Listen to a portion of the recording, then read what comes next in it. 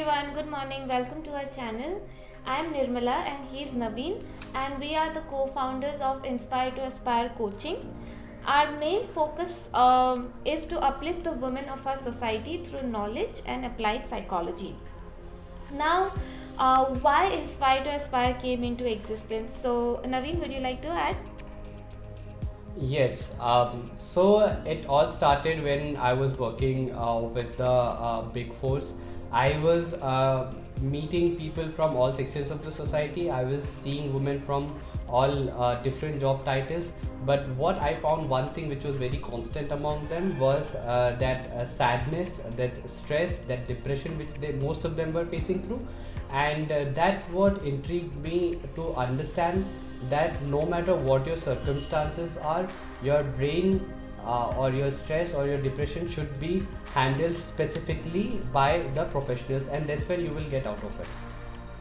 Yeah, I could resonate that, and I was thinking when I used to work with organizations like good organizations, you know, I often felt that I was going through a phase where I was not very happy and my mind was not at peace. So I could really relate that money and satisfaction of mind, they were not connected. They were different. So I could really resonate with that. Totally. One more thing, if you look into it, is let's say any of your job title. If you are a data scientist, there are all kind of schools to make you that. If you are a leader in any of the esteemed organization, you must have done MBA or MTech from any of the prestige universities. If you want to become a rocket scientist, there are colleges to do that. But when it comes to handling the life situations, when it comes to seeing the problems in our life which occur daily, I don't see any schools which are providing that kind of solutions. So what we do by using NLP techniques is help people understand what they are doing which is harmful for them, what thought patterns they are carrying which is not helping them, and identify those things for the our clients, I would say, the things which they are not able to see. And once we are able to identify those things, that's when we can look into it and solve it. Great.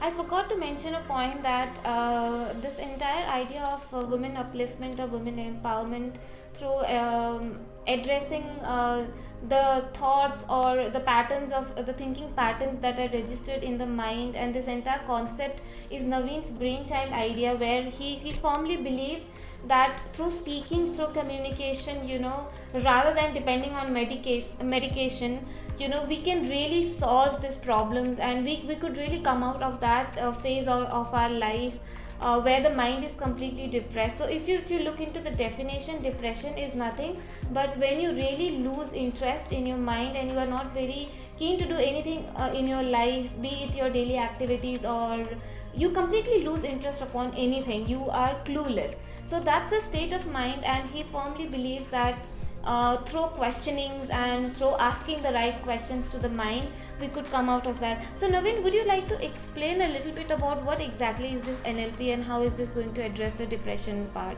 Of course. So how we are made are, I firmly believe that we are made out of two things. One is our physical body, what we have, and then there is another thing which is our soul. So whatever happens to your body, to your physical body, there is a specialist doctor sitting about it. And when it comes to your soul, what hurts your soul is when you are sad. What makes your soul happy is when you are happy. So your soul has the problems which cannot be treated by the physician or the doctor who can see you. These are the things which requires a different kind of treatment, because these all have originated from some status of your life which you might not have thought about. So what NLP does is a very simple thing. If you take example of a rabbit, what rabbit does is the moment he will or she will hear the gunshot, they will just run. They will not analyze, they will not see left and right, they will just run.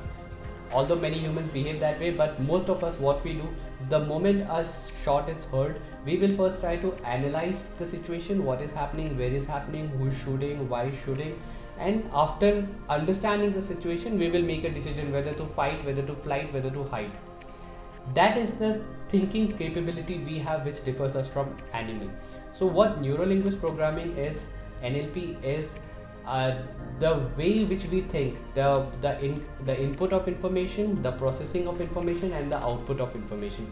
The processing part, when we feel bad because of things, let's say if we have been feeling bad because of our looks all our life, and people would have said so many things to us because of our looks, so we might have started maintaining that belief that we don't look good or we don't look good enough.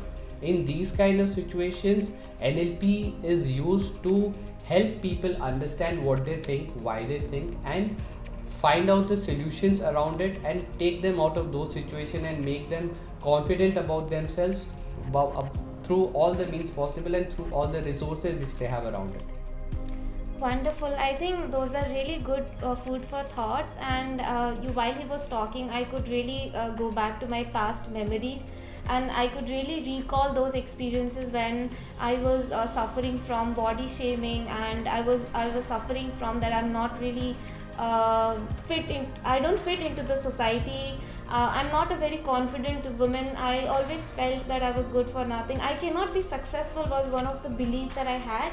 And while he was talking about that story about the rabbit, where the rabbit really responds to the situation and runs away, I think that's what we generally do. We believe in reacting. We don't really think and respond unless we train our mind to do that.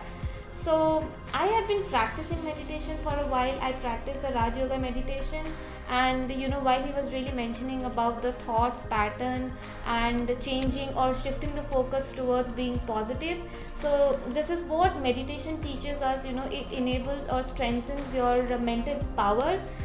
It really You really consciously sit for some time towards the starting of your day, usually in the morning, where you train the mind to very calmly and gently, not to react to the situation but to respond. So understanding his viewpoint, I feel that if we speak, if we really come out of this taboo that we cannot share our problems, it's okay to share. It's okay, everybody goes through this phase of life, and I think it's okay for the mind to feel depressed, but acceptance is very important. What do you think, Naveen? Exactly. So this is what, let's give an example. Let's say if you are studying in 10th standard and if you fail in maths, if you never accept that you failed in maths, you are never gonna pass it. The first thing is you will have to accept that you have failed in maths, and the moment you accept it, that's when you have the understanding is now I can improve it. So most of the people who are facing the depression, I believe the first thing where they start from is acceptance. Accepting what has happened with them. It's completely okay to cry. Crying is just venting out your emotions. The sooner you accept what has happened with you, that's when you will be able to move on. So depression can be seen as a big pit hole in your life. So if you never agree that you are inside a pit hole, you will never be able to come out of it. First, agree that you are facing depression, agree the sadness which is there in your life, and once you agree, once you understand what is happening in your life, that's when we will be able to use applied psychology and the strategies and the approved strategies of NLP to help you come out of those sadness and to help you come out of that depression. That's a very valid point. We usually prefer to remain quiet, thinking that it's a shameful thing to share our problems. But we are not experts, and given the mind is depressed, we really don't know what has to be done. So if there is a way, like you have mentioned about, there should be schools, like life schools where we learn how to face a situation, where we learn how to move on with a situation, or let's accept the failure, or let's accept that we didn't clear that interview. It's okay. So I think there are ways, and it's just about giving a different perspective to your mind, and I think through coaching, that is what we are trying to achieve. Again, there is one more important thing I want to point out here, thanks to her, that this has become a taboo in the society, that depression is a bad thing, sadness is a bad thing, and it shouldn't happen to you. Believe you me, the status says that every 70% or like if 70 out of 100 women are facing stresses or depression some kind of life, the moment we will accept the depression and sadness as a society, that's when we will be able to help each other to come out of it. If I am sitting in my own cocoon, sitting and depressed and not sharing my problems with my wife, and she's sitting in her own cocoon and not sharing problems with me, that's when we will not be able to do anything about it. The moment we accept that, okay, this is what is wrong with me, this is what has happened wrong with me, or this is the reason why I am this, now I would want to make change in my life, and that's when you will come out of depression. We really summarize, what we have spoken in the last couple of minutes. So this is my understanding and my observation, that depression is normal. It is just a state of mind where we are confused, and the mind has lost interest, and it is not in a state that it is willing to do anything, and we are lost. But it's okay if we accept that state of mind, and if we move on, change is possible. We can always come out of that pit hole, and through neuro-linguistic programming strategies that Naveen has really touched upon, not really into deep, but on the top line, there are a lot of strategies through which we can heal ourselves. And last but not the least, is that we need to accept as a society, as individual, that it's okay, things happen, bad things happen, but that doesn't mean good things don't happen. If there is a darkness, there is always a morning. We should always look towards the positive things in our life. And with that note, thank you so much, guys, for listening to us. This is what we had for our this introduction video. Thank you so much for listening to us patiently.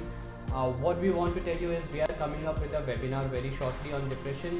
It will be an hour-long session. I know this one was a very one-way kind of session where you only heard us, but the webinar will be completely different. You will have all the opportunities to ask questions. We will throw some of the tools and techniques and applied psychology through which you can come out of depression, stress, and anxiety in your life.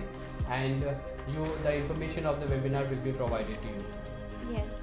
We completely enjoy talking about and touching the various points related to depression. You can always follow us in our social media accounts in Facebook, Twitter, and LinkedIn. If you really like this video, and if you really wish that we should, create more such videos, please write to us in the comment section, hit the like button, and subscribe to the channel. But just one last thing that I would like to add is, although the mountain, might look very big, and it might look very challenging for you guys to conquer that, but we exactly understand how it feels, because we have been through that pit hole of being into stressful and depressed situation. That is why we are here to help you guys, because we understand the road is difficult, but nothing is impossible. So that's all I wanted to say. Thank you so much, and you have a good day. Bye bye. Take care. Thank you so much.